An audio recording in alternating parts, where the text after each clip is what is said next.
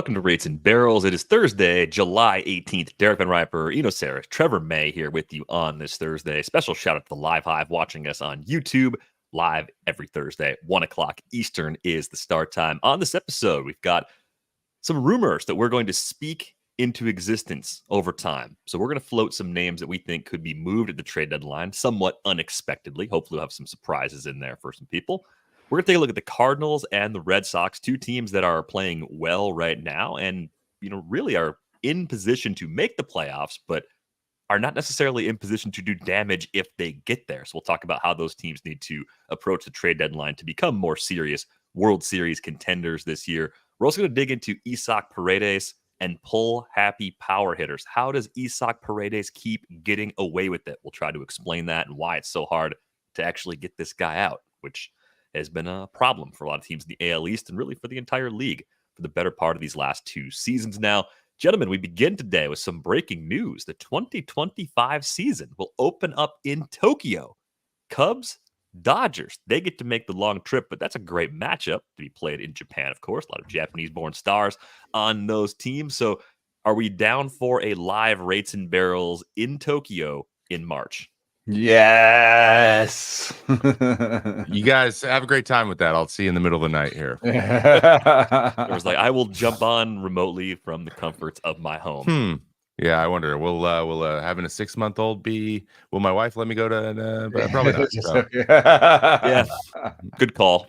Good call. It'll be a good time. I think it's not surprising, right? We just had the Dodgers and Padres open this season in Korea. It seems like a great way to continue showcasing some of the international superstars on a big stage. This one's only 2 days before the rest of the league opens up, though, so it's a little tighter. It's not the 1 week early start. I think it's better. The San Diego camp was like they were stressed, this year, trying to get everything done in almost half the time in 3 weeks. They were not happy. Like nobody was happy. Everybody was like, it was really stressful experience for me, just like even being there, not having any work to do. And just the other thing that's cool about this, I think, is I love baseball in Japan. Like, from my experience, like the food that you can get is really top notch. The beer that comes to you out in the stands is like in a keg, so they kind of give you draft beer like in the stands, which is cool. These young ladies wear these backpacks with coffee or with beer on their backs and kind of sell it that way. They have both coffee and beer? No, like they're like one or the other. No, I mean not mixed together. I just mean there are coffee servers with a backpack full of coffee. Yeah. I just want that for home use. I just want to strap on the saddlebag and have the cold brew going all day. With one of those those hats with the two straws, but it's coffee. Yeah, I could do that too. I mean, look, we've discussed my fashion sense. It's basically zero anyway. I have no shame. I'll wear a coffee dispensing helmet. I'm happy to do that. I feel like that'd be an improvement. But yeah, I think the environment will be fantastic. It's one of those places that would love to go. So if the stars align and at least two of us can make it out there, we can do a live show. We can be on the scene for it. And good news, Trevor, I'm sure they're going to do this like every year until the end of time. So, missing one, not the end of the world. Yeah, you're going to have some other opportunities. One thing that's be interesting on the schedule is if they do Mexico City again. Oh, yeah. I think makes geographic and demographic sense. It's a really important place for them. But it also sucks as a place to play for the hitters. I mean, like a bunch of them got sick, with the poops, and it's super high altitude, so all the pitchers are complaining. Like Joe Musgrove got some weird, like his arm got worse when it was up there because it's high altitude and things happen, to your veins and to stuff like that. So he never really liked it. He didn't like it either. So, it's higher even than Coors. So it's kind of a big deal. Yeah. I was thinking about that driving back from California to Wisconsin. There's parts of Wyoming, I think, that are up over 6,000 feet, and there's not a ballpark out there. But I thought maybe we could put a game out here. Let's just play up here and see what happens. It might be fun, but it'd be a lot like playing in Colorado in most ways. Let's talk about something that was happening during the All-Star game. I wanted to get Trevor's thoughts on this because we love great content here. We love anything that's relatively new and just shows us a part of the game that we don't ordinarily get to see. And when Alek Manoah was mic'd up while pitching a couple of years ago during the All-Star game, everything kind of fell into place. Manoah had a good inning, the personality clicked, the technology worked. We didn't really get that experience with Tarek Skubal in this year's All-Star game. It sounded like the mic or the earpiece wasn't working at all. There was this wild feedback sound as you were watching the broadcast. He said it was really loud. He didn't really say anything, and it was just a total nothing burger. Trevor, is this a good idea? Like, I thought of it from a safety perspective, like just having voices in your ear beyond the pitch comm, which is pre-pitch, seems a little bit dangerous potentially, even though the announcers aren't just chattering nonstop through every single pitch. I think I don't know about dangerous per se. I don't think guys are like, if you get a little distracted by someone talking to you, it's not like you're suddenly going to just lose your command. Like if guys are feeling not comfortable about where the ball is going, they usually just throw away from the guy, right?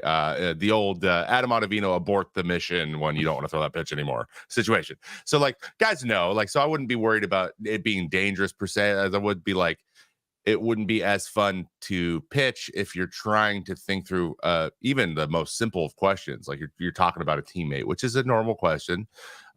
We saw it with Jeremy Pena trying to talk about Altuve, and he was like, how deep do you want to go here? Because I still got to field the ball and make the plays. And you could tell like, I didn't think that I'd be this distracted, and I am. And I think some guys handle that better than others. One thing I am interested in is because in football, they just mic the guys up and you get all this great stuff later, and that you can like vet it before it goes live too, which is, I think TV likes that a little bit more. The back and forth or whatever isn't great, but I think you can like tell a guy, hey, you're mic'd up, so like talk through your process or whatever. Because I talk to myself all the time when I was pitching, so I thought it would have been great just to listen to what I was saying. If you're not worried about it, you're not worried about it. But yeah, interviewing a guy who's doing something actively is already like kind of hard to do in anything else. Even like they usually pick someone who isn't super engaged in something that is their livelihood. So I'm a big fan of just like trying miking guys up, like outfielders. You can interview outfielders, I feel like, because they're bored. Yeah. But like if you just want to mic a guy up and get their conversations between like first Ty France on first, right, talking to guys. Well, we get to him sometimes doing that. It's awesome because he's talking the whole time. If you watch him, he's talking to everybody. Like those types of things are interesting. I think that's probably the best way to do it. At least get that stuff. But I also liked. If a guy's open to, like in an All-Star game, you can be like, "Hey guys, what should I throw now?" Like, if a guy wants that to was do like that, the Alek Manoah thing. Like it kind of was kind of cool when Alek Manoah did it. Maybe two options. Maybe you do. You want to pass? Do you want passive mic'd up, or do you want to do the interview? And then the guy can choose it. So that, because I feel like the commentators struggle with it a little bit too. Like, how do we ask these? When do we ask them? And even with the clock, the guy's like, yeah, right. Like there's no time to ask him anything longer than 5 words anyways. And you could tell they're like, how do we do this? So it's a little bit disjointed, and it varies so wildly from guy to guy that I like with mic'd up too is that you could edit it afterwards, right? Like you could edit it during the game. Like you could collect some mic'd up and be like, because sometimes you mic up and there just nothing really happens, and it's the guy's really trying to push it, and he's like, and he's like, you can tell he's kind of faking it, But if you were like, hey, we're just gonna mic you up for 3 innings, and then we're gonna put together a montage, so don't feel stressed out that you have to do something for us. Like just go about it, and we'll catch the 2 or 3 best things that happen. You'll have that minimum, right? Like that is probably the minimum viable product there. And then you might be able to like know when there's a big pitch coming up, 3-2. Maybe we cue in and see if he starts talking to himself real quick. Just check in, see if he's saying anything. If he's not, then you kind of go off of it. Like things like that. And then just make sure that they know that any given time you could just go to them live, so that then they're out there saying like, F-bombs every 3 of every 4 words, because some guys do that. It's incoherent, makes no sense, but it makes sense to them, right? So you want to make sure they know, so you don't get never ever mic up Rich Hill, and never mic up Rich Hill. He doesn't care. Actually, it doesn't matter if you mic him up. You can hear him from most parts. You can hear him from just put a mic out of the booth, and you'll be able to hear him.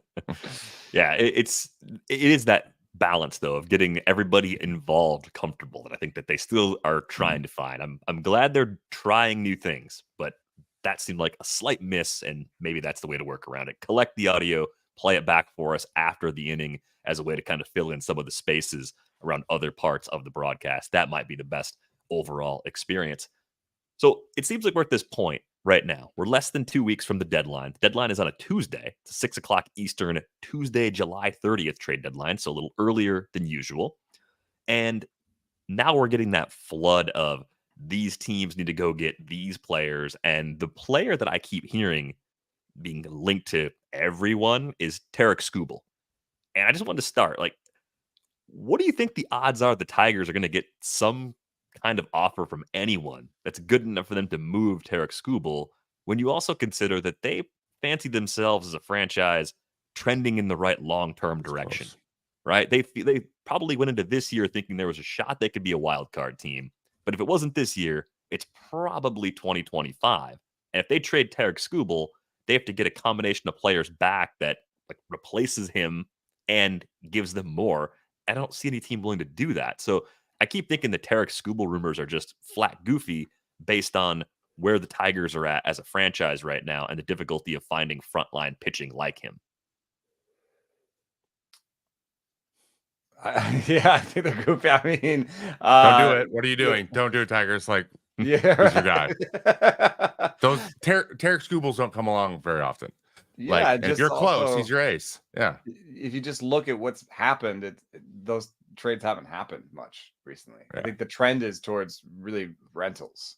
If you look at it, I just looked at last year's trades, and if you're talking about the veteran in the trade versus the kids coming back, the veteran in the trade is always one, either the rest of this year a pure rental or this year plus one. Like the Max Scherzer deal. Other than that, these are the four names that they were the veterans in the deal, and they had more than 1 year left of command. Aaron Savali, Jake Berger, Ryan Yarbrough, Sam Mull. I would submit to you, there is no Tarek Skubal in that list. No, without denigrating these guys, maybe Sam Mull. He is filthy. Next year, let's stretch him out, and we'll find out that's how filthy he is. Yeah, so I don't think that's going to happen. You could see any number of teams blank are interested in Tarek Skubal. Who wouldn't be? He's a true frontline starter. But the question I have for each of you is, can you make a case for an unexpected player to be moved, right? Like maybe it's not an elite player, but someone very good that we're not really talking about, that the rumor mill is not bouncing around right now. I mean, Eno paired up with Aaron Gleeman a few weeks ago to make some tiered rankings of players that could move at the deadline. And there were some surprises on that list. So you could certainly pick from players that were written about there or go completely off the board to someone else. Because like the most likely guys are, maybe Jazz Chisholm. That makes a lot of sense based on where the Marlins are at. Lane Thomas could be one of the best position players moved. We talked a bit about him on the Tuesday show. The Nats did it last summer with Jeimer Candelario because like the difference here is the Nats have more outfield help coming. They got Dylan Cruz in the upper levels now at AAA.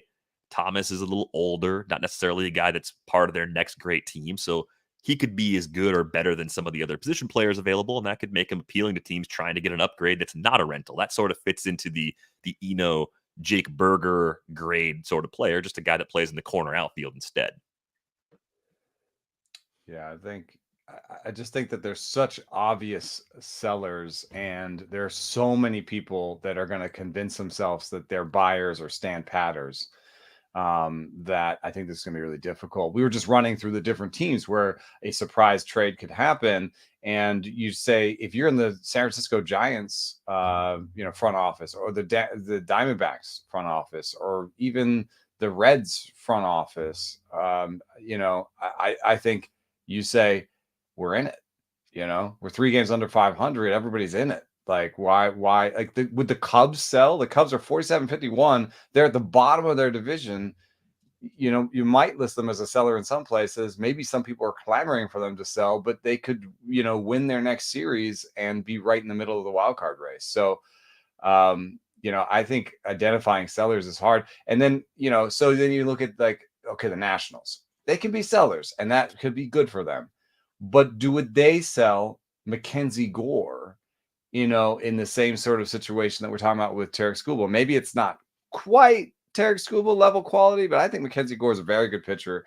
Kind of a really good number 2, kind of borderline number 1, somebody that would start in a playoff series for me.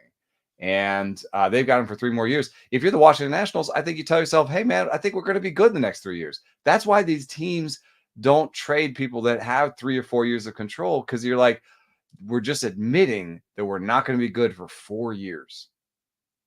And I think the Nationals are like, hey, no, we got something building. So they're just going to let everybody go that's not nailed down. And so, that's a Winker trade and Lane Thomas trade maybe to open up the outfield for Dylan Cruz and James Wood. They traded Hunter Harvey, who had some years of control, but he's a reliever. So Kyle Finnegan could easily go. But I don't see them touching Mackenzie Gore, who they've got till the end of 2027. Yeah, Finnegan's interesting. That's a really interesting one because he's 32 also. So like Mackenzie Gore? No, Finnegan. Cal Finnegan. Oh yeah. So he's an older guy too. So like he's been really good for 3 years now, but like how long's that window? Because he's older and he throws hard. He gets by throwing 97, 98. So and it's his last year arbitration, so he's going to be, I don't know what you jump from 5 to, if you're a closer, maybe 7, 8, 9, 10, whatever. Yeah, it's not going to be. It's going to bump up. Super cheap. It's not going to be super cheap, but also like he's a type of guy you can slot in, and could be a big deal for a team that's really hurting for someone who's good in the pen, but also could close or could set up, close, and strike guys out. Yeah, because there's some teams we're going to talk about in a minute who need a guy maybe like him. So anyway, sorry. Yeah, it probably fits in well on a big budget team that could use him as a 7th or 8th inning guy next year if they don't see him as a clear-cut closer in 2025. But also not a surprise, So I think, in terms of surprises, I look to the American League, where you might have a team like the Rays, who are 48-48. You'd say, hey, that's pretty good. Well, it's 10 games out of first in the division. And it's not even particularly close to the wild card. Like the AL wild card. The AL wild card right now is Red Sox at 50. The second AL wild card is the Red Sox at 53-42. So the Rays aren't that close. Blue Jays at 44-52 are even further, and they're a good team. But see, I would count it as a surprise, actually, if Vladimir Guerrero Jr. or Bo Bichette were traded, just because, I think the Blue Jays want to re-rack and try again next year. So, I would count it as, I would say that would be a surprise. And the other surprise that, we've tried to pull 3 or 4 times already is Randy Arozarena. But, anybody on Tampa, I think, is kind of fairish game, because they're always thinking, years down the line. So anybody that's a little bit expensive, like Yandy Diaz, that could be a really interesting pickup, especially for a team that, is one way and wants something that's different. Like he represents something really interesting. He has a very flat bat path, and he hits the ball extremely hard. And so you might have a team that's more full of golfers who hit the bottom of the zone, and then you're like, and let me just put Yandy Diaz in the middle of this to like just spank heaters at the top of the zone. Might be really interesting. He's also great plate discipline and makes contact. So it's like a very interesting hitter to throw in a lineup. And Mariners. Yeah, right. I mean, don't they need someone who hits the ball hard and like we'll flip them? Yeah. And the Rays and the Mariners love trading with each other. So it's like that's he would be a really good fit there. Don't try to get juice. Never try to get juice in the Mariners. Everyone they're like, we need guys to hit homers. Whoever hits homers isn't going to hit homers there. So stop thinking that's the thing you need. Yandy would be great. Yeah, just hit your singles really hard. Get some doubles. Get on base. Just keep the ball moving. Disco Dave has a wild scenario here with the Mariners trading Luis Castillo to Baltimore for prospects, and then using those prospects and some of their own be enough to get Jazz Chisholm and Vlad Guerrero Jr. I mean, it's fun to think like this, but how often do things like this happen? I think the closest I can think of is the A's trading Yoenis Cespedes and ending up with John Lester somehow. It is hard to make multiple teams. It wasn't make Cespedes one trade for Lester. No, So, but like making one trade that's contingent upon another trade is very Just- tricky because things I can think break down and fall through. If you so don't make it a nervous. 3-team trade right off the top, you Yeah. may end up caught in the middle of the two deals where something last minute changed and now you didn't get the thing that you wanted done. But I think that the contract they gave to Luis Castillo, the way they treat him, I think they want, yes, they have a lot of pitching, but I think they want him there. Like they think of him as like, either our ace or, our veteran ace, yeah, he's got 3 more years left on that 5-year deal that he signed. So I don't think he'd go, but he would certainly fit into the surprising Surprise, players to yeah. get traded bin because nobody's writing that one up from what I've seen so far. I think we have a couple other players like Pete Alonso kind of stuck in the middle right now because the Mets have played well enough where if the Mets say, you know what, one thing you can do at the trade deadline is add payroll and not give a lot of long-term value and you can make your team better, they could certainly go down that path and be that team that just gets in and then somehow makes noise in October. I don't think that's that far-fetched. So the initial Pete Alonso didn't sign an extension, the Mets aren't going to be good this year narrative, that's kind of been broken through the first 3.5 months of the season. Who's like who's like a Jake Bergerish type person? Like, could MJ Melendez get traded where he's got years of control? It could look like a buy for somebody, but for the Royals, it's either opens up cash for another deal or, gets them back something they need in the bullpen, or I don't know. The Jake Berger, Aaron Savali trade is actually, I think, the hardest to predict. Yeah. That's like a role player with lots of years of control, sometimes being sold from a contender, The best like attempt, a lateral shuffling move. Yeah. Yeah, sometimes it's like they're Yeah. just moving around pieces on their 40-man. Yeah. I think the best attempt at that right now, and he's been flagged as someone that would get moved because of where the A's are at, is Brent Rooker. I think Brent Rooker kind of fits into that where you get several years of control left. You don't even know for sure if the performance at the end of his arbitration window is going to be so good that you're paying $8, $10, $12 million for that final year to keep him. But you say, you know what? I don't care about that far into the future. He makes our team better right now. I think that's probably why you see Brent Rooker showing up as a target for Atlanta and Kansas City and all these teams that are looking for a corner outfielder. And I think he would qualify as a surprise because he does have 3 years of control left.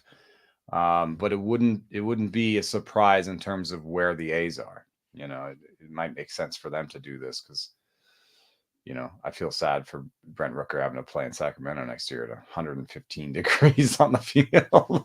Feel bad for everybody in that situation because it's hardly optimal. But how about this? How about I make a case for Jordan Walker as an unexpected player to be moved at the trade deadline, right?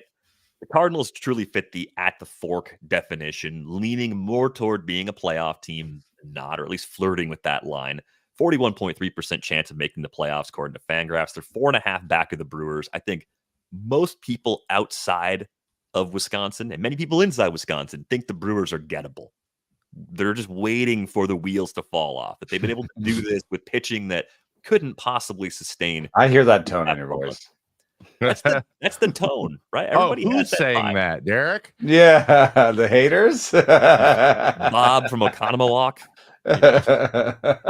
It's not just it's also people on this show. It's also it's Brit, there it is. Woo, it's say it with your chest. It's but Trevor, you're the only person I've worked with on the show this year who hasn't crapped on the NL Central. So if you'd like to talk down on the NL Central, the floor is yours for a moment because that'll be the coverall. That'll be everybody.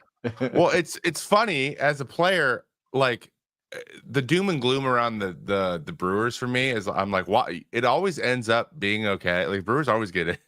Like for me, they never collapse. And that's what's so. But like everyone's like, well, we're just waiting for it to be less of what we want. I just think that's I don't know, a baseball fan thing.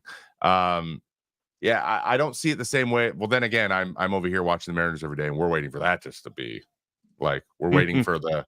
I mean, I was on a team in 2021 that did the same thing. The Mets, we were in first forever, but we weren't in first. We were like 8 games over the whole time, and it was just a matter of time before someone else started playing better and then passed us. So like but it's not that situation in my opinion. And I feel like people are thinking that way. Now I understand like the holes are big and glaring and how can we possibly sustain this with the pitching we have? But fortunately, everyone else in that division has the exact same problem. So like, except for the Pirates, but they're the Pirates. So it's like they have their own thing where they collapse. So, or they underperform regularly. So, I still can't crap on the NL Central. I think that the Brewers deserve where they are now, and I think that overall they're the best team right now still. Because I'm not threatened by. I don't feel scared of the Cardinals. Like, and then who else? Everyone else is under 500. So it's like, I think they do need starting. You're right. They need a starting pitcher. If they get one though, I think that tune flips quick if they get a quality starting pitcher. Now I don't know who that is. Like, is Eric Fetty? Like, no, like it's probably not the needle mover. But with the exception of maybe like they could use Scooble. Sure, yeah. Everyone could. Crochet, but who knows? Crochet is throwing like 30 more innings for the rest of the regular season. Like, so like, what's that mean? So yeah, that's how I feel about the Brewers. I think they always impress me. I'm always like impressed by what they're able to do with what they have every year, and it's just funny to hear the opposite from the fan base. I think they must have really strong game planning, and really strong player development in terms of they haven't had like they're not. We'll see about Jackson Churio. They haven't necessarily pumped out stars, but they've pumped out a lot of really good players. It's it's on par with the Cardinals, who seem to be really good at making league average-ish type position players, and then you have this Jordan Walker who like feels like maybe he's out of favor in St. Louis, and he's not helping them now. And they have a long-term need when it comes to pitching. We were just talking, about how if you're in a postseason series with the Cardinals, you have to fill in their second pitcher with a trade acquisition, like in a playoff series, right? I mean, you don't want to you're not going to battle with Sonny Gray and then Miles Mikolas is pitching your second game or whatever, or Kyle Gibson. Like, I don't think that's a really good playoff rotation as much as, I respect those pitchers. So it's like, I would rather, even if you say Kikuchi and put it on that team, it's very much a Band-Aid. And it's just a rental. And I don't know that it stacks up super well against like the Dodgers, in terms of, pitching to that lineup. And then so anyway, the Cardinals can get there. But what if they'd made a trade that was more about winning once they got there?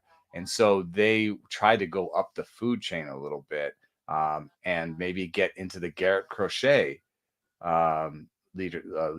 sweepstakes with Jordan Walker.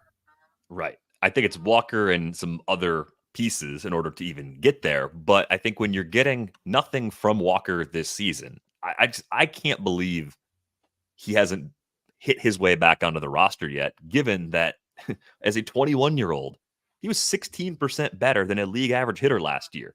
Everything was trending in the right direction over the course of the year for Walker. He fits the description of what they're looking for. They need more right-handed power. Yeah. And it's like, there's the guy, and he's struggling at AAA. He's got 4 homers in 59 games this year. It's weird. It's strange to see a guy play that well in the big leagues as a 21-year-old rookie, get sent down and get stuck for basically a half season at AAA. But somebody will see his raw power and see his ability to make contact and decent eye at the plate and be like, the pieces are here. Like let's bring him in with our hitting coaches and see what we can do. Yeah, I think he would be a prize acquisition. And for St. Louis, maybe they just feel like, I don't know if we're going to fix this, or I don't know if we're going to get this going. So he would have to bring back a piece that that had multiple years of command. Like, I don't think, and this is a little bit of a weird one, but like Jordan Walker for Blake Snell, does that pass the sniff test? It's pretty expensive, Blake Snell. It's like $30 million next year at the player option. We're assuming that Blake Snell's opting in for the second year based on how his season has started, as opposed to going back to free agency. But then, and remember, Rodon didn't get traded in the same situation. I don't think teams like uncertainty. They don't like, oh, is he under contract or isn't he? That's the only one of the many uncertainty things attached to Snell. Yeah, so exactly, that's a very not Cardinals thing. Like that's Yeah. probably the last team on of the 30 that would do something like that with Blake Snell too. He's just not their type of guy. I mean, they seem like a command team. They really like to buy command in the rotation. So yeah, that's the strange thing about them, right? I mean, they get 14.4% K minus BB percentage from the starters, 16th, right in the middle of the pack. 13.9% from the relievers, 15th, middle of the pack. Defensively, whether you use defensive runs saved or outs above average, they're 13th or 16th, middle of the pack. It's like they're just kind of okay across the board. So you kind of can take your pick of whatever you want to improve. But I guess if you believe that Goldschmidt and or Arenado that's look what I think. more like themselves in the second half, you're probably pushing harder on the pitching than you are trying to upgrade the bats in the lineup. I think no matter what you do, you're not really a playoff contender unless those two guys start hitting like they're supposed to. Mm-hmm.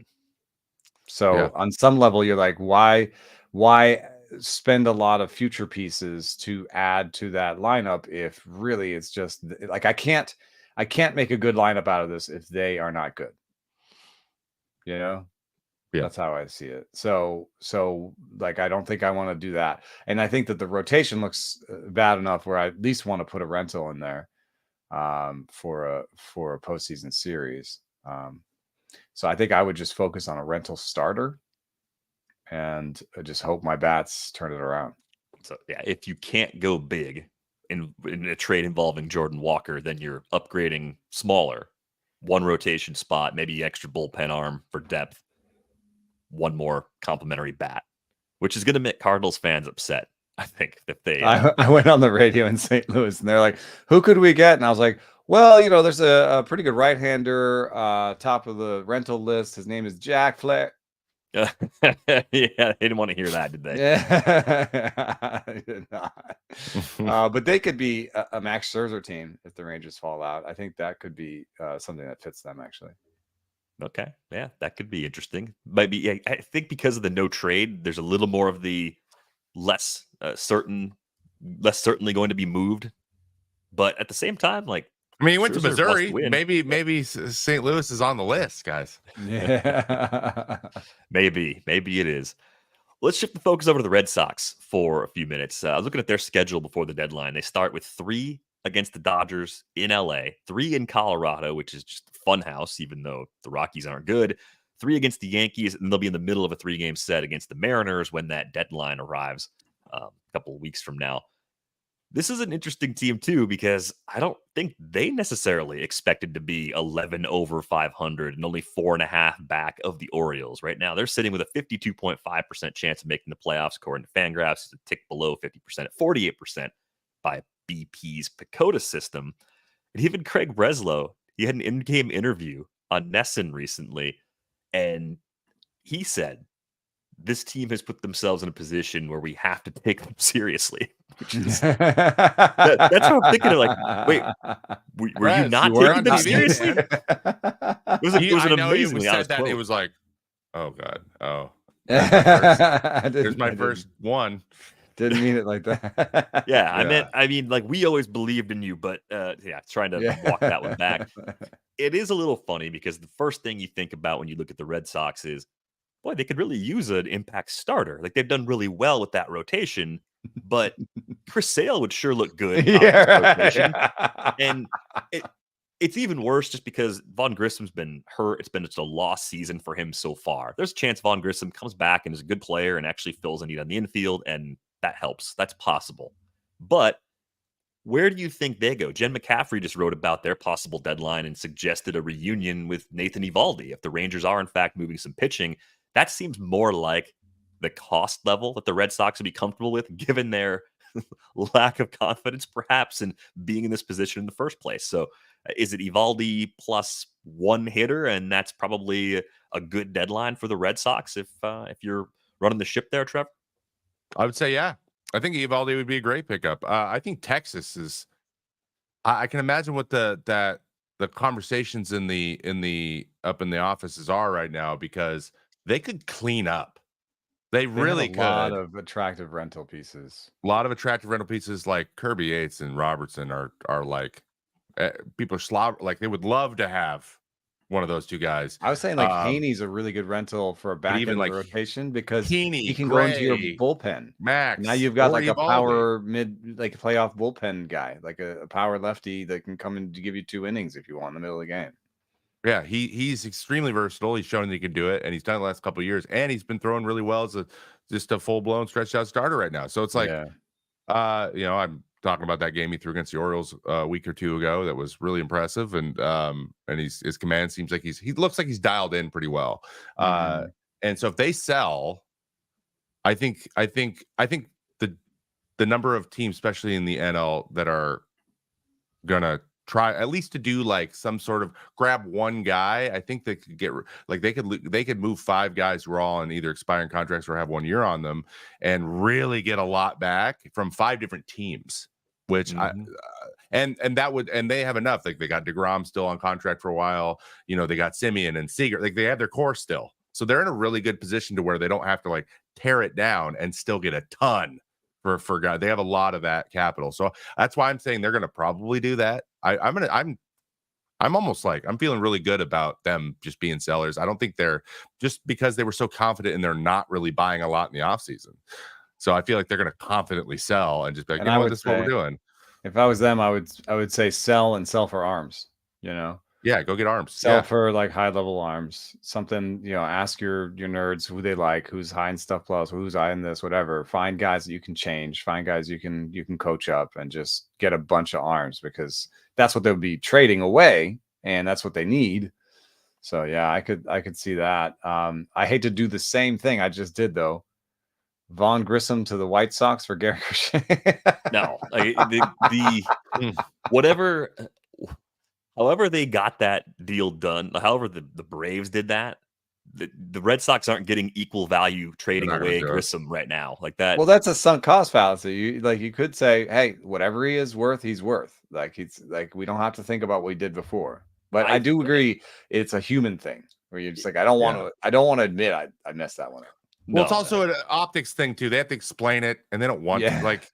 You got to explain it to people that don't care about all the underlying stuff and like it's not a sunk cost fallacy situation. Yeah, we don't care. Yeah, right. Yeah. Craig Breslow saying that to the media is going to go over. Yeah.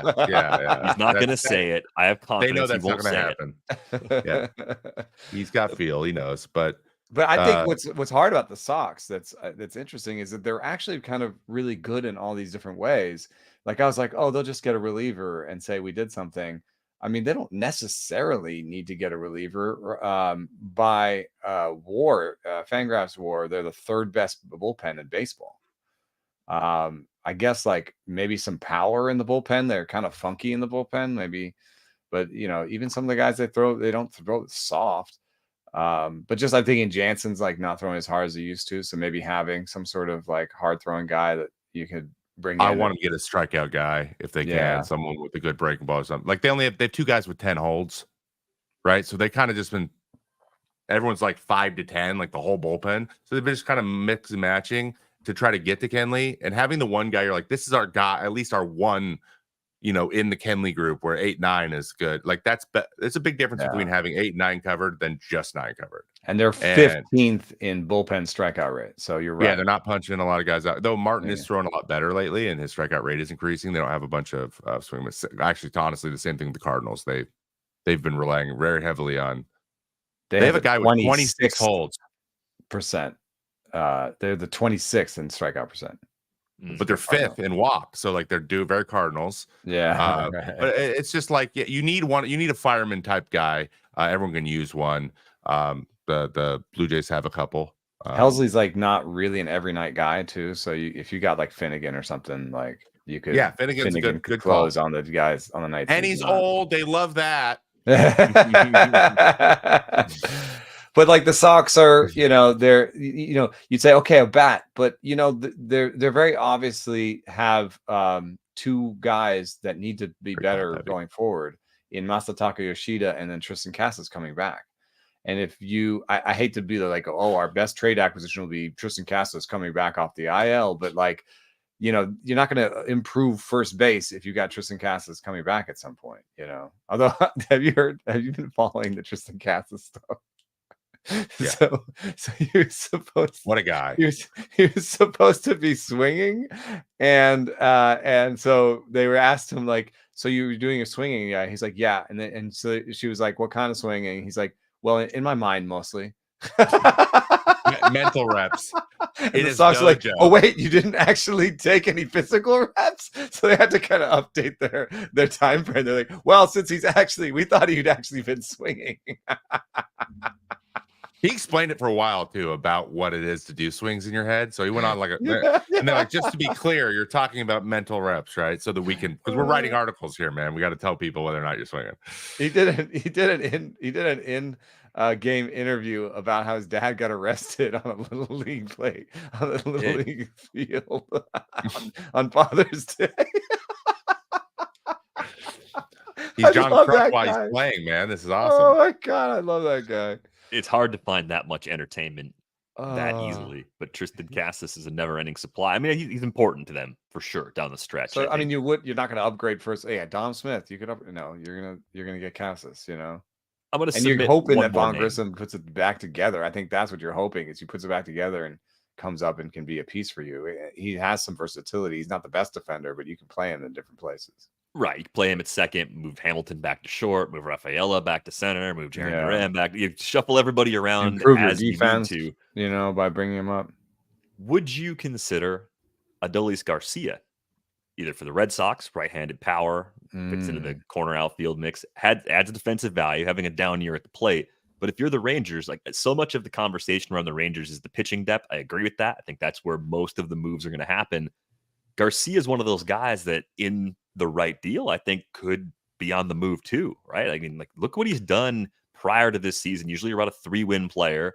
Looked great on the big stage last year. So you get that, has that playoff experience. That's always a nice little roundup sort of thing when you're thinking about bringing somebody into the fold. So how about Adolis Garcia, either to the Red Sox or elsewhere?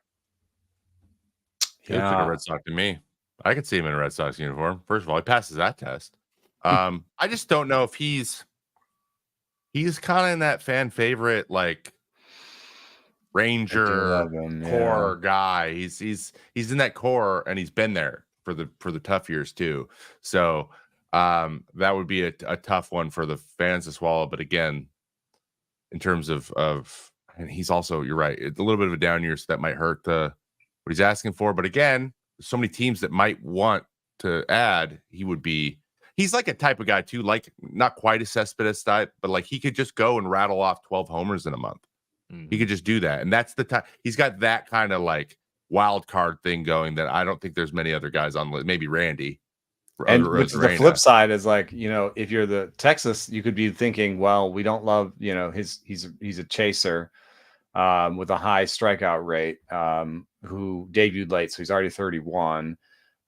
His contact rate on pitches outside the zone is going to start going down soon. So like his strikeout rate might balloon up to 30 plus, in the next year or two. Like it may come that fast. And is what's happening this year kind of a harbinger of doom a little bit, like in terms of his plate discipline, his contact ability? Could we get something nice out of this? I mean, I think they should at least discuss it. And I think the teams that be the most interested are teams that would want him for a couple of years, that are starving for offense. And so, I mean, Seattle, but it's in the same division. So I think you're a little bit less likely to do it in division.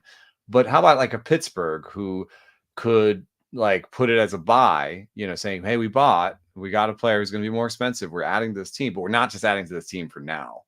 We're adding to this team for next year and the year after too. And they, for all that their pitching program has been looking pretty good in Pittsburgh, you're kind of waiting for them to. I think Nick Gonzalez is a little bit of a win for them. You're kind of waiting for some more wins out of the hitting program. You can maybe help that along by acquiring Adolis Garcia. Yeah, I think he fits in a lot of situations if the Rangers are willing to move on and include him as part of a deal or trade him separately. The thing that Trevor was pointing at before too is that the Rangers, they break everything up into 4 or 5 deals. Atlanta. I think it's better it's better to make multiple trades, right? Because you're kind of picking and choosing from each organization, getting a little something you like from a lot of different places. Whereas if you focus on one or two bigger trying trades, to bundle 3. bundling, I've seen American pickers. Bundling favors the buyer. You don't have to bundle. They don't have to bundle. A lot of times you bundle because you have to. Like they don't need to because there's going to be a lot more buyers than sellers. And then on top of that, like with bundling really works if like you're saying, okay, I want to put all these things together to get like Jordan Walker. I want Jordan Walker, and I want him specifically. We love Jordan Walker, so I'm gonna put together like, hey, we're gonna call the Cardinals and we're gonna say we give you Haney, Scherzer, and something for Jordan Walker. Right? It's all rentals, but we're gonna bundle them because we want that one guy. Well, that doesn't happen in baseball because it's not good for covering your own ass. Because if Jordan Walker comes over, you just trade all those guys for one guy. You got your guy, and then he's no good.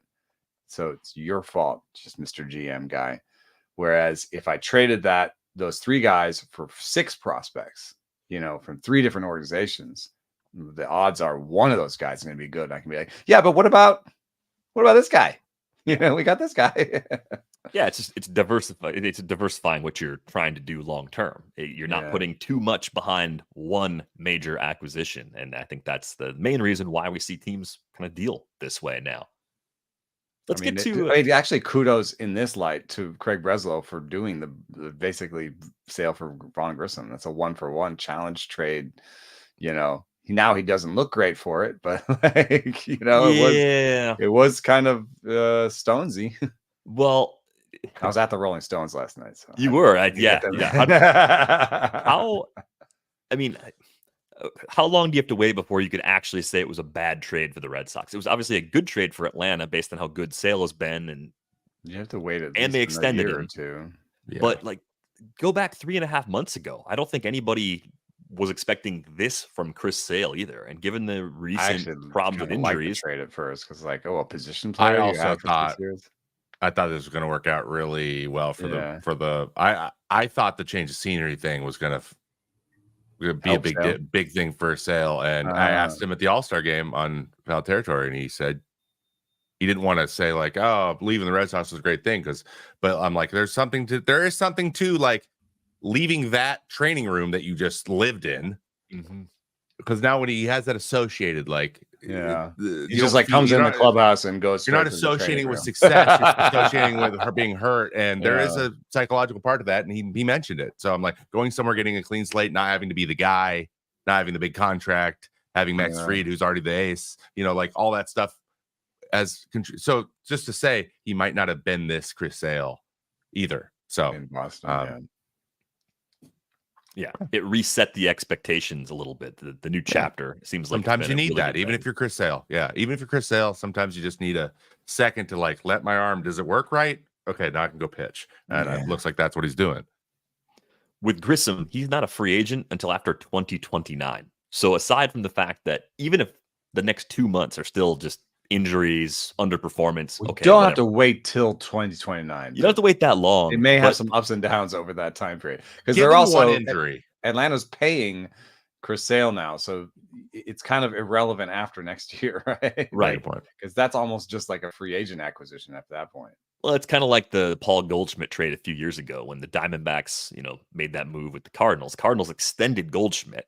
The Diamondbacks weren't going to do that. So the question is, was the year of Goldschmidt that you gave up worth the players that you got back? I mean, that was the ultimate question. What Carson Kelly, Luke Weaver, and Uber driver Andy Young, as our friends Bogman and the Welsh used to call him. See, I was so sure that was a bad trade for the Cardinals because they basically paid $50 million for Paul Goldschmidt that year because they paid him $25 million in salary, and they also gave $30 million of prospects.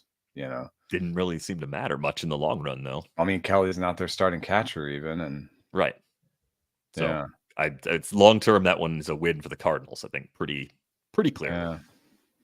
Let's move on. We got a game plan segment here. It's kind of a modified version of this. As people who listen to the show frequently know, we have a bit of an obsession with Isaac Paredes, and there's one thing Isaac Paredes does a lot, and it's pulling the ball. These are some meatball fastballs. That one Nick Pivetta knew as soon as he threw it. He just ducked, which was no good. right? Yanking fastballs here. Darvish misses kind of out over the plate, low line drive. This is sort of like the prototypical. This is what Isaac Paredes does. Shouldn't One be thing that that hard to get him out. surprised me from this is I'd kind of put in my head that he's like the Carlos Correa, Alex Bregman pull the high and tight, you Mhm. know, and he's not. You can see his bat angle from these clips. He has a more of a steeper vertical bat angle if you just, you know, versus the bat versus his body. He's more of a golfer. Right. And I started to think, oh, maybe it's mostly fastballs. You look at some of the numbers. Actually, he does pretty well with breaking stuff, too.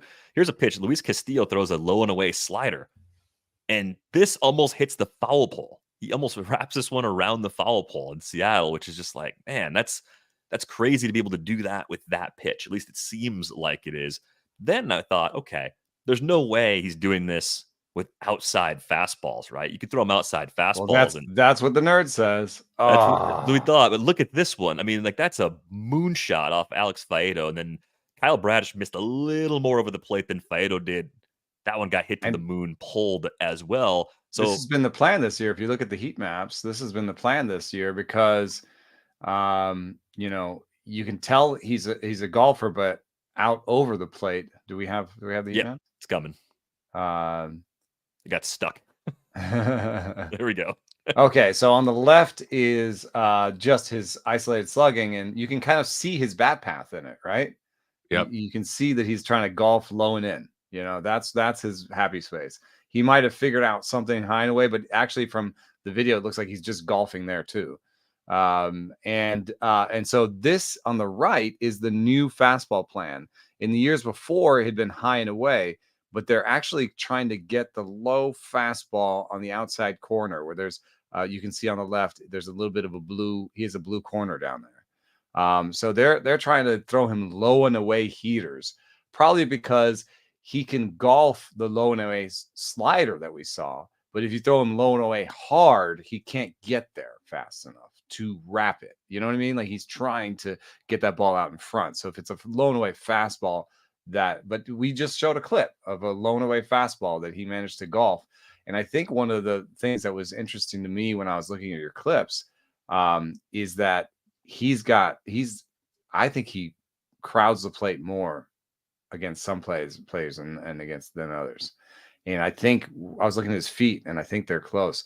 So, you know, I think on some of them he got closer. Which is the one that the Bradish one? First one. I think he's really close. Now the Faedo one's even worse. Actually, he's like you can see on the line. If you stop it, you'll see his elbow is almost on the corner of the TV generated strike zone box.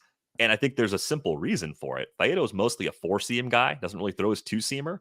I mean, if you know that you're not getting a 2-seamer that's going to come in on your hands, you can cheat in more as a hitter, right? So you just get out there and look for it. So yeah, my question to Trevor is like, what do you like? Pull hitters can often pull away pitches, and so you know, what do you do when you see a guy crowding the plate on you? What do you see when you see a guy who can pull outside pitches? Like, what do you do when you're faced with that problem? Well, specifically with him, and I had to prepare for him in a couple save opportunities last year because he came up both times. And first things first, he's pretty aggressive. So not that he chases a ton, but early in counts, especially if he's isolated the side of the plate that you throw to a lot. I think that's what he looks at. I think he picks, does this guy go in or does this guy go away the most? And then he just tries to cover that because he's figured out that his swing, he can get his swing out. So how far out will he go? He's swung at some fastballs. I threw him like 6 inches off the plate away that he fouled off. I'm like, the fact that honestly, Salvi Perez, very similar. Does similar things. And I'm like, you want to pull that pitch, but how far out you get to the point where you physically can't pull it. And if he's swinging like that, you know that's what he's trying to do. So with Paredes, I tried to use the sweeper a little bit more because again, he goes into golf. Like when he breaks his hands, he might adjust it to get to the lower pitch. So he hits depth like we saw with the Castillo pitch. But this one stays on plane and goes on plane and he gets under it. He popped it. So I think I'm pretty sure I got him to pop up in the infield on a sweeper. And because he was just a little bit underneath it, because he was trying to get that down and away golf, but I didn't throw him the gyro. I threw him the sweeper. And so like more horizontal movement, and then so that gave me both the how far is he going to go out and the type of movement that I was looking for. But the thing is, he knew I wasn't going to go in, so my only choice was a changeup. And I think I threw him when he took it, just to like be like, hey, I'm willing to do this. Like try to get under your barrel, even though I know you can drop it down there pretty easy. My changeup was running at 16 inches, so I'm like, I don't think you can get it squared though. And he just took it, and then I just kept going away, and he was continued to go with me. The problem is, it's hard to get ahead of guys. You popped him out to Tony Kemp on a sweeper. On a sweeper, yeah. So, and I remember being like, in an 0-2 count.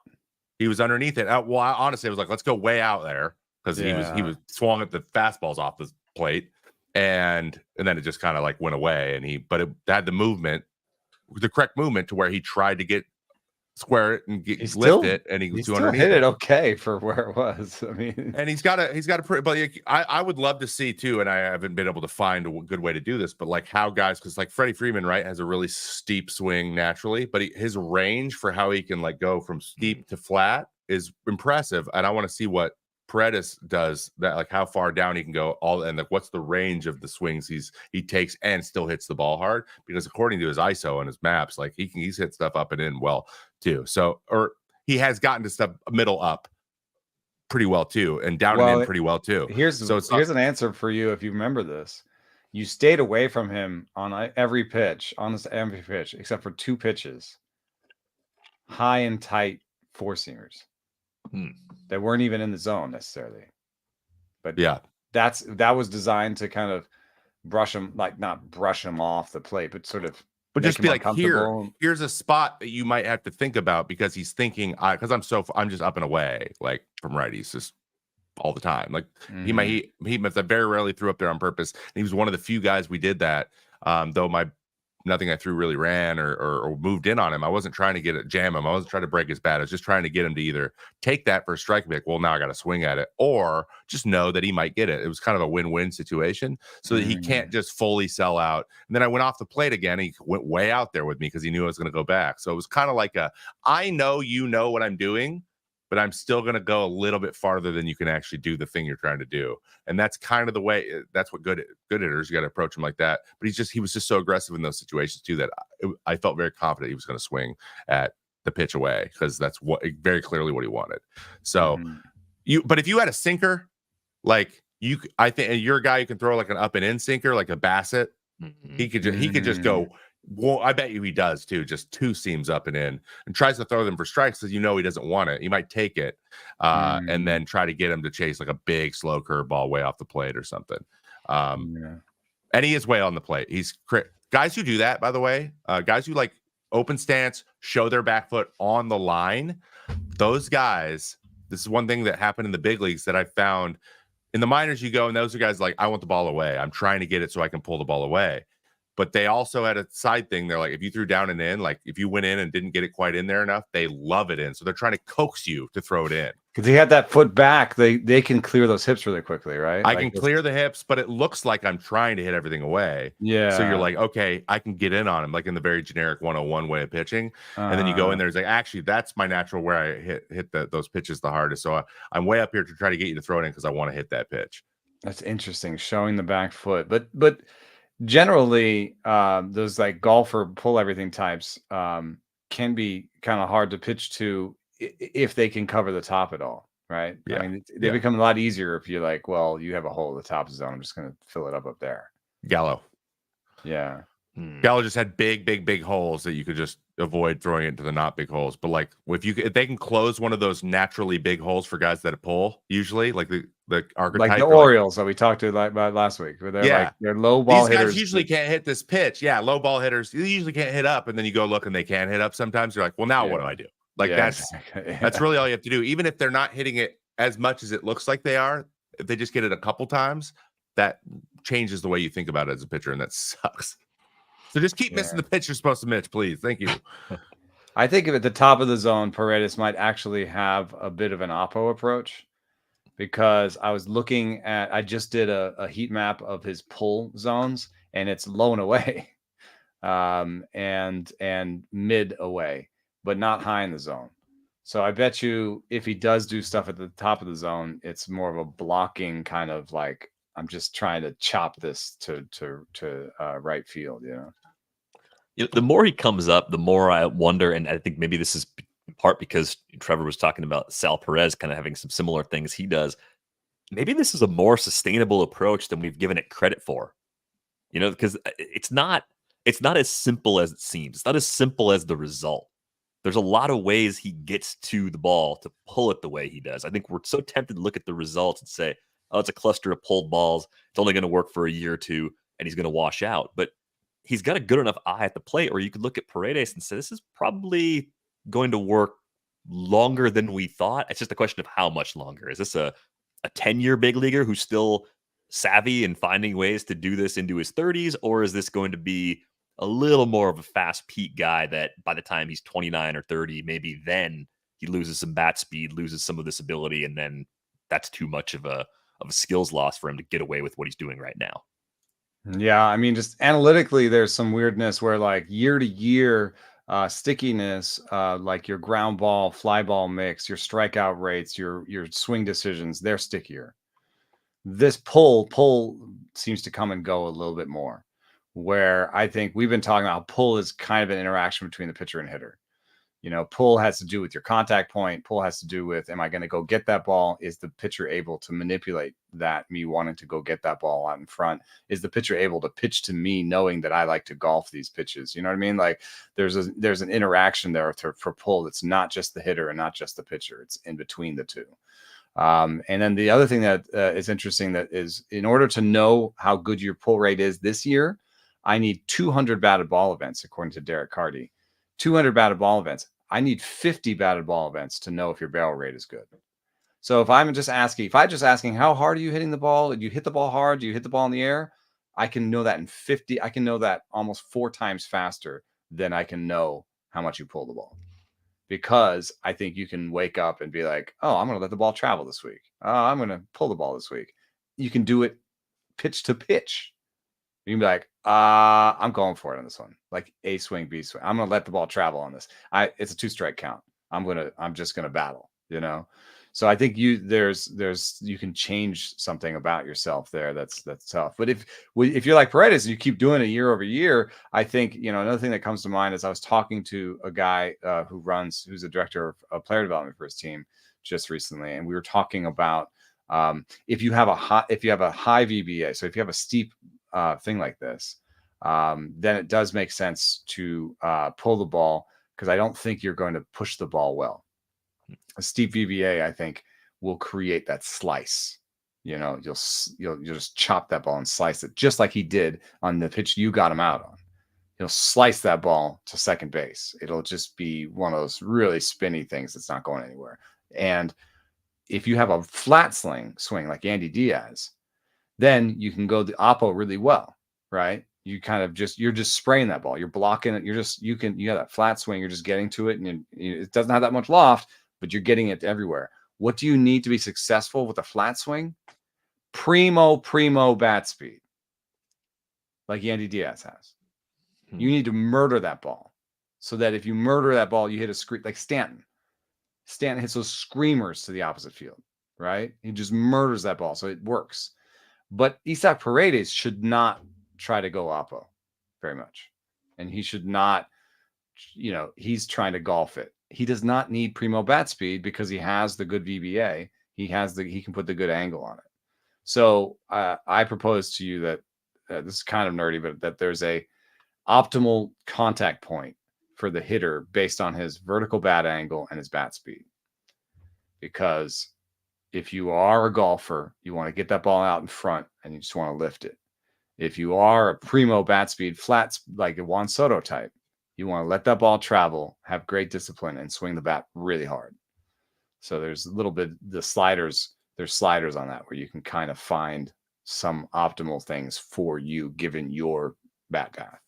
It sounds a little bit like with pitching, where it's like, given your fastball, what sort of secondaries should you throw? That sort of deal.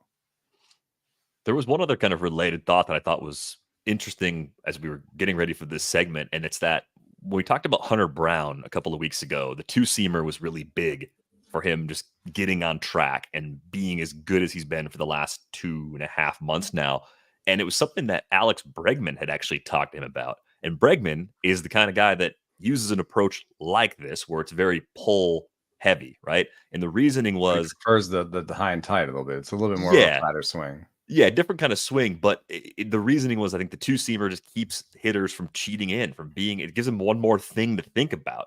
And, you know, that's why I think when I saw the Paredes versus Faedo homer, where he's like really out over the plate, it's just taking away possibilities, knowing what the pitcher has or doesn't have in his arsenal. I think that's probably a big part of why multiple fastballs are becoming so much more important in the league, right? Having stuff that moves different ways just keeps hitters guessing, keeps them uncomfortable, keeps them being able to cheat. Bregman is more similar to Paredes than I thought. His pull, he pulls down and in too. He's a golfer in a bit. Yeah. Interesting. That's good. Yeah, I mean, that one thing that's interesting to me, and I'm just trying like real quick before we have to get out of here, but the idea of like the difference physically, what's happening, like when guys are hitting, especially Bregman's a great example of this. Like these guys, they want to have their swing, and they want to make a decision on like a location in their head, and then just whatever happens. So whatever you naturally do when you break your hands, when you turn your top hand over, that is usually when the barrel goes from being in, if you're looking straight on from yourself as a 0 point, you're behind that line until you break your hands, then you're in front of that line. Generally, that's when the barrel's moving the fastest too. So it's then guys who tend to pull a lot tend to have their barrel more turned over as they're hitting the ball. So it's angled more towards pull, and guys like Yandy tend to break it a little bit, or not even break it as quickly. And that's why he's got to be moving the bat fast the whole time, when Paredes can be slow, quick, slow. So it's like Bregman's somewhere in between sometimes, and he adjusts, I think, better. I think he does things that those two guys both do a little bit, which is why he's been such a great complete hitter for his whole career, basically. But it's interesting to think, like, so we call it like a scoop guy or a hook guy or whatever. That's what they're creating. It's literally their hands are positioned in a hook when the contact's being made. So guys that do this, a great example is like I watch Shea Langoliers all the time, and he's got such a quick bat. It's in the zone, in and out. He's got fast bat speed, but the thing is, he's got one swing, so he doesn't adjust it well, and so he misses a lot. But what he does is when he's good, he hits fastballs to right center, and he pulls breaking balls to left center. And because that is based on those speeds, because he's swinging the same, his hands are broken different. It's the same swing, but it's hitting the bat at a different point in his swing, and that's why he's getting those results. Another thing that this person said was that contact point and attack angle are one of the things that you can actually coach pretty well among hitters, and that that basically not everyone gets to their best bat speed at the same place, in their swing. So that's a little bit what you're talking about. And so like if you're like, oh, you get into the zone really quickly, but you're quickest before contact, you're almost like slowing down by the time you get to contact. Then you manipulate that contact point or that attack angle to fit those characteristics. It's a little bit easier to do that than to say, hey, like, change your mechanics. I feel like Judge. That's a Judge. He's so big and strong that he can be like fast and then kind of slow his hands down and then just like Aaron Judge the ball out. So he never looks like but it's also really why Teacher Man, like the guy who taught Judge, what he teaches is not necessarily going to work for everybody. But it's really good for Aaron Judge. Yeah. And maybe other guys. There's a few other guys, Kerry Carpenter. Yeah. Like he's strong enough to do some of this stuff too. He hits the ball hard. Not as strong as Aaron Judge, but like it's allowing him to keep the bat in the zone longer and allowing him to make the adjustments to make better contact more regularly. Though I think you're right. I think the criticism of him is like the number of guys that this is going to be really, really helpful for isn't probably not huge, but the guys that it is 100%. And for him, it feels like it's 100%. He feels like he can help anybody with this idea, I could also see where it's all. That's not true. If your success story was Aaron Judge, that would give you a lot of confidence in thinking you could make anyone hit. But look what you started with. Like you started with a pretty interesting player in the first place. Let's just say this: Isaac Paredes can't do that. Yeah. No, but that's why he does what he does. He has found Yeah. an approach and seems to have this mindset that works extremely well for his strengths. And I think he's now getting a lot more credit for that, being an all-star this year and having done it now for a season and a half plus. He's among the leaders in pulled homers over the last 3 seasons. Not a surprise. And they're almost all pulled. That's the fun thing about Paredes that we always like to come back to. We're going to go on our way out the door. A reminder, you can join us live every Thursday on YouTube at 1 o'clock Eastern. You can find Trevor on Twitter at I am Trevor May. Find Eno at Eno Sarris. Find me at Derek and Riper. You can join the Discord with the link in the show description. If you got a question for a future stream, hit us up there or send us an email, ratesandbarrels@gmail.com. That's going to do it for this episode of Rates and Barrels. We're back with you on Friday. Thanks for listening.